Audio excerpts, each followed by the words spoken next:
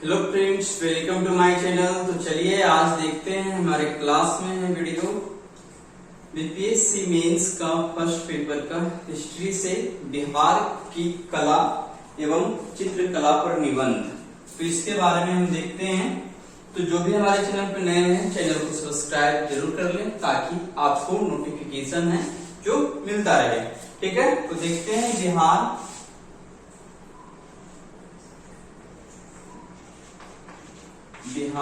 की कला एवं चित्रकला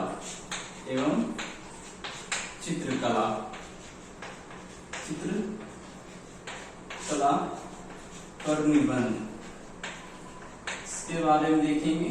तो निबंध दूसरे से लिखा नहीं जाएगा, हम इस पर डिस्कस करेंगे। ठीक है, कि बिहार की कला एवं चित्रकला पर निबंध आए तो किस प्रकार से लिख सकते हैं। तो किसी भी क्षेत्र की बात किया जाए तो कला हो, चित्रकला हो, वहां की सांस्कृतिक पहचान होता है।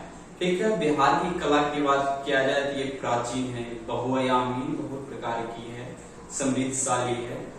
और यदि बिहार कला के साक्ष्य की बात किया जाए, इसके विकास की बात किया जाए तो प्राचीन मानव की जो कला है इसकी साक्ष्य की बात किया जाए तो पूर्व ऐतिहासिक काल से ही ये मिलने लगता है। साथ ही साथ यदि बात किया जाए तो मौर्यकालीन काल में जो कला का विकास हुआ बिहार में, वो एक तरह से उत्तर भारत में कला के परिदृश्य को, कला किस प्रकार का था उसके बारे में ये वर्णन करता है। साथ ही साथ पाल शासकों के समय में चित्रकला का जो विकास हुआ, एक नए शैली, पूर्वी भारत का कह सकते एक नए चित्रकला की शैली को इसने प्रदर्शित किया या विकसित किया।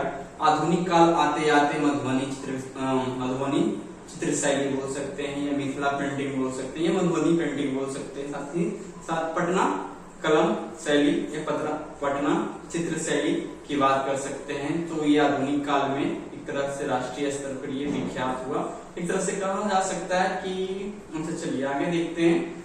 तो पॉइंट बाय पॉइंट देखते हैं कि बिहार की कला और चित्रकला के बारे में वीडियो से क्या देखेंगे। तो यहाँ पे हम पॉइंट बना लेते हैं कला में, ठीक है, चित्रकला में उस पर बात करेंगे। चित्रकला में तो कला में जो है क्या क्या देखते चलेंगे। पहला मौर्य कालीन कला। अगला पॉइंट लिखेंगे बाद में, पहले इसी की बात करते हैं। मौर्य कालीन कला। तो मौर्य कालीन कला में हम ये देखेंगे, मौर्यकालीन कला में याद रखना होगा कि हम बात करेंगे चंद्रगुप्त द्वितीय की राजमहल, लकड़ी का जो राजमहल पटना में मिला था उसके बारे में। अशोक के स्तंभ और अशोक का जो गुफा निर्माण किया, उसके पुत्र ने जो गुफा निर्माण किया। साथ ही साथ पटना में जो यक्ष यक्षिणी की मूर्ति मिला है दीदारगंज से। इतने सारे पॉइंट पे आप बात कर लीजिए, मौर्यकालीन कला में बहुत हो जाएगा। तो आपने पढ़ा होगा या नहीं पढ़ा है, तो चलिए बात करते हैं। मौर्यकालीन कला में देखेंगे हम चंद्रगुप्त द्वितीय का पटना के समीप लकड़ी का एक महल मिला है, जो उसमें देखिए कहीं कहीं बुक में आपको मिलेगा 40 स्तंभों पर वो खड़ा है, बना है। किसी बुक में मिलेगा 80 स्तंभों का भग्नावशेष मिला है। तो फर्श उसका और छत जो है एक तरह से लकड़ी का बना हुआ है। ठीक है, उसमें जो खंबे प्रयोग किए गए हैं वो बलुआ पत्थर के हैं। साथ ही साथ वो पॉलिशदार चमकदार है, पॉलिश किए हुए चमकदार पत्थर से बना हुआ है। कहा और ये कहा जाता है इस महल के बारे में कि ये जो राजप्रसाद बोलते हैं महल को, ठीक है, लकड़ी का ये जो महल था उसको राजप्रसाद बोला जाता था। तो ये देवों द्वारा निर्मित है। ये किसने कहा? ये फरियान ने कहा था। तो ये एक प्रकार से आपका हो गया चंद्रगुप्त के लकड़ी के महल के बारे में। अब जो है अशोक का स्तंभ भी बिहार में मिले हैं, वो भी बलुआ पत्थर के बने हुए हैं, वो भी पॉलिशदार और चमकदार हैं। साथ ही साथ अशोक ने क्या है, पहाड़ियों में गुफाओं का निर्माण करवाया है। उसके पुत्र दशरथ ने भी इसी प्रकार से पहाड़ियों को काटकर गुफाओं का निर्माण करवाया है। चलिए फिलहाल लाइट कट गया है, बट हमारा ये वीडियो चलता रहेगा। थोड़ा सा उसमें आपको लाइट डिम हो गया होगा, ठीक है, लेकिन देख लेते हैं।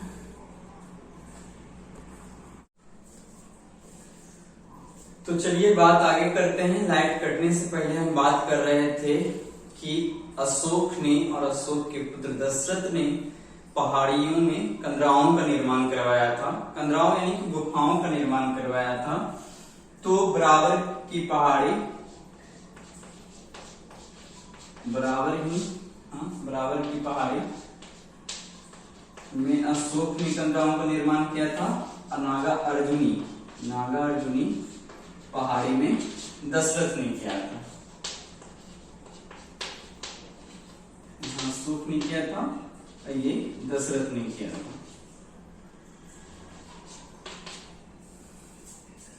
तो ये बराबर की पहाड़ी गया के निकट है, ठीक है। नागार्जुनी पहाड़ी कहानी तो ये हो गया। अब बात करना है कि पटना में दीदारगंज से मौर्यकालीन मूर्ति प्राप्त हुआ है, यक्षिणी की मूर्ति प्राप्त हुआ है। इस पर भी मौर्य कला का जो पॉलिश की बात हो रही थी, तो पॉलिश, इस पे चमत्कार पॉलिश किया गया है। तो मौर्यकालीन कला में आप इतना वर्णन कर सकते हैं। तो कला की बात हो रहा था मौर्य। अब अगला देखते हैं मौर्य उत्तर कला, यानी कि मौर्य के बाद कला का क्या परिदृश्य बिहार में रहा। तो बिहार में कला का विकास निरंतर जारी रहा। जब मौर्य काल समाप्त हो गया तो उसके बाद क्या आया, शुंग और कुषाण काल आया, तो उसमें भी कला का विकास चलता रहा। फिर जब गुप्त काल आया तो सबसे ज्यादा गुप्त काल में कला का विकास हुआ, ठीक है। और बहुत सारे साक्ष्य बिहार से गुप्तकालीन कला का प्राप्त होता है। जैसे आप कुछ जगह की बात करते हैं, तो जगह में क्या क्या हो सकता है। चलिए कुछ जगह याद है, जैसे राजगीर, नालंदा, पटना, वैशाली, रोहतास। तो ये सारी जगह से जो है क्या है, मौर्योत्तर काल का कला का साक्ष्य प्राप्त हुआ है।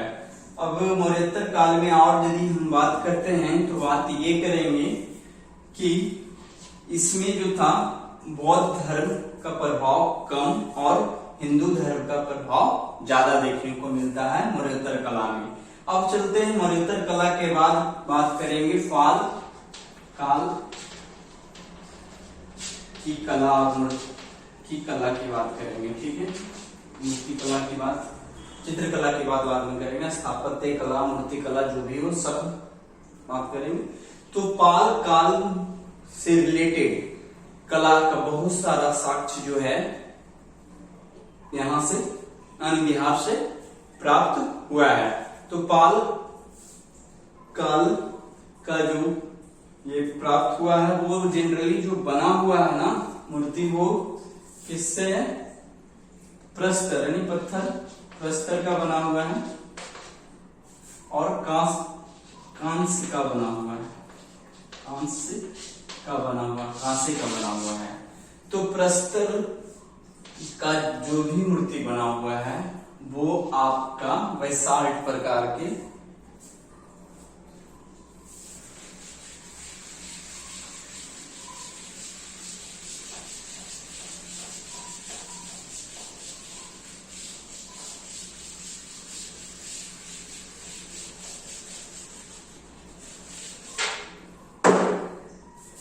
तो ज्यादातर जो मूर्ति ये सब मिला है वो प्रस्तर और कांस्य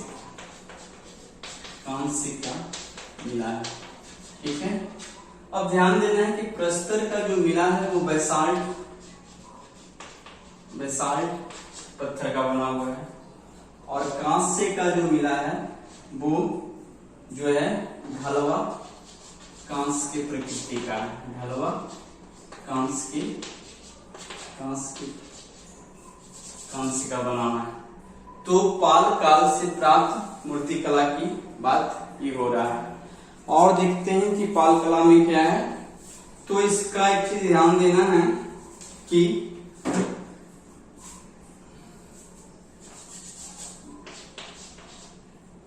विट्ठल और धीमन पाल, ठीक है, धीमन और विठ पाल, सुबीत, पाल और धीमन इसके प्रवर्तक हैं। ठीक है, धीमन लिख लेते हैं, धीमन जो है इसके प्रवर्तक है। तो पाल काल की मूर्ति प्रस्तर और कांस्य का बना हुआ है, पत्थर में बैसाल्ट पत्थर का बना हुआ है। कांस्य की मूर्ति जो प्राप्त हुआ वो ढलवा प्रकृति की है। और ये जो मूर्तियां प्राप्त हुआ ना वो बुद्ध से रिलेटेड है, बोधिसत्व से रिलेटेड है। अब अवलोकितेश्वर, अवलोकितेश्वर से रिलेटेड है, मैत्री से रिलेटेड है, मंजूश्री से रिलेटेड है, तारा से रिलेटेड है। अब पाल काल के समय जो भी मूर्ति ये सब मिला है उसमें साक्ष्य तो ज्यादातर बौद्ध धर्म से है, हिंदू धर्म से रिलेटेड ही कुछ साक्ष्य इसमें है। ठीक है, एक और उदाहरण दिया जा रहा है कि कलात्मक सुंदरता का एक अन्य उदाहरण एक तख्ती है जिसपे श्रृंगार करती हुई एक स्त्री को दिखाया गया है। अब आते हैं मध्यकालीन स्थापत्य कला के बारे में देखेंगे। तो थोड़ा मध्यकालीन स्थापत्य कला के बारे में देख लेते हैं। मध्यकालीन स्थापत्य कला, तो अभी कला के क्षेत्र में ही हमने 3 वर्णन किया और एक इसमें रह गया मध्यकालीन स्थापत्य कला, मध्यकालीन स्थापत्य कला। तो मध्यकालीन स्थापत्य कला की बात किया जाए तो इसमें तुर्क के काल में, अफगान के काल में, मुगल काल में किस प्रकार से कला या स्थापत्य कला का विकास हुआ इसके बारे में थोड़ा हम देखेंगे।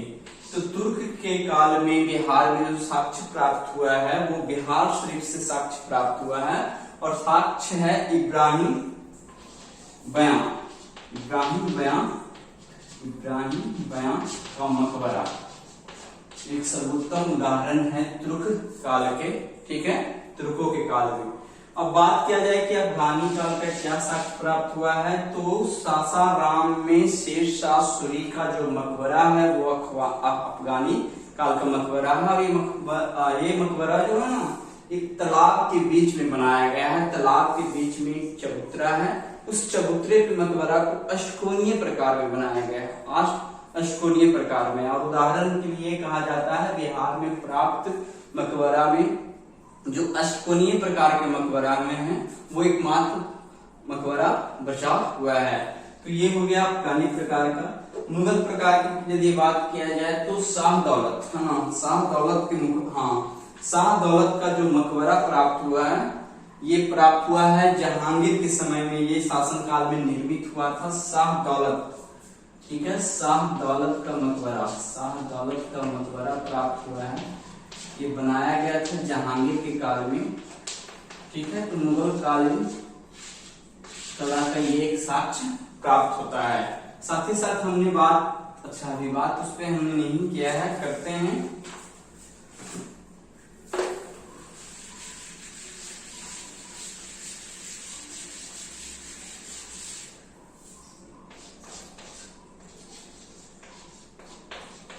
यूरोपीय कला की बात करेंगे। ठीक है, यूरोपीय कला की हम बात करेंगे कि बिहार से क्या साक्ष्य प्राप्त हुआ है। तो यूरोपीय कला के बारे में थोड़ा सा देख लेते हैं।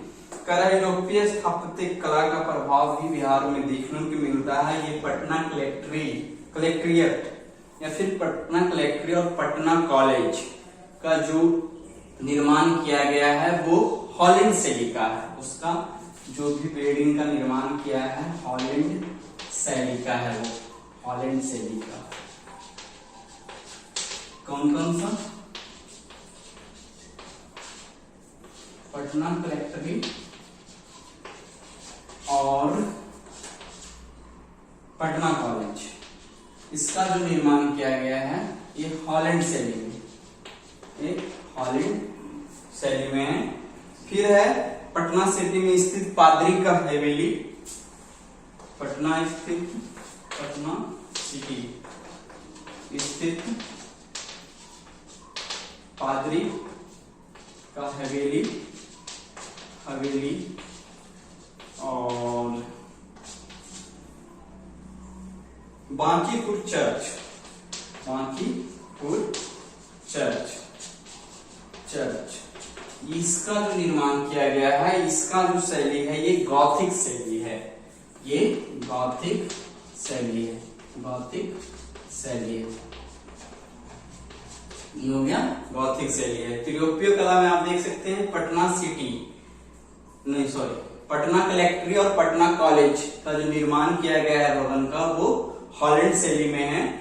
और बांकीपुर चर्च और पटना सिटी में स्थित पादरी का जो हवेली है, इसके भवन का जो निर्माण किया गया है वो गॉथिक शैली में निर्माण किया गया है। साथ ही साथ उच्च न्यायालय, उच्च न्यायालय,